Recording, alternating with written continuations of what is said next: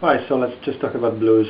The most used, the most popular form structure is the 12-bar blues. I'm sure you've heard of it. I'll make an example in C major.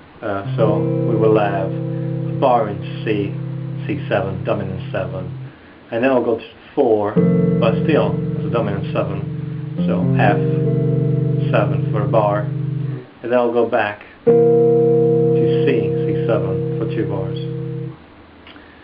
Then I will go back to F7, the 4th, for a couple of bars, and back to C. The last 4 bars of the 12 bar blues are going to be a G7, 1 bar, F7, 1 bar, C7, and then G7. So I'll just play the whole structure with in a rhythm with tempo.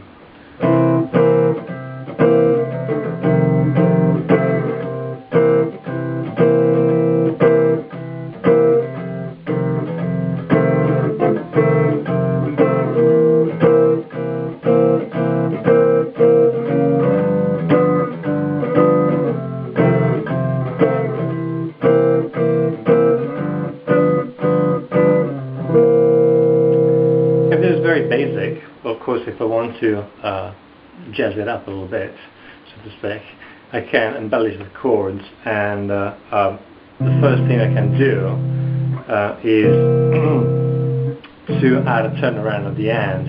This is very typical in the jazz form, so the beginning will be exactly the same. I can add actually a diminished chord, we'll talk about there, right there, F sharp diminished. And at this point, I will play A7, D7, G7, and again. So I just added a turnaround at the end. Let's call it turnaround. So we'll be A7, 1 bar of D7, 1 bar G7, and then 2 beats each, C, A7, D7, G7, back to C. So I'll just play the form again with the turnaround, and that extra F sharp diminished.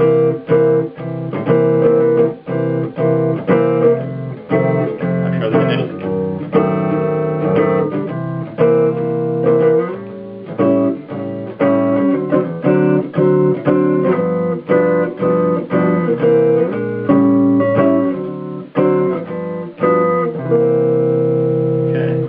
Another possibility is to do what's more kind of like gospel kind of blues.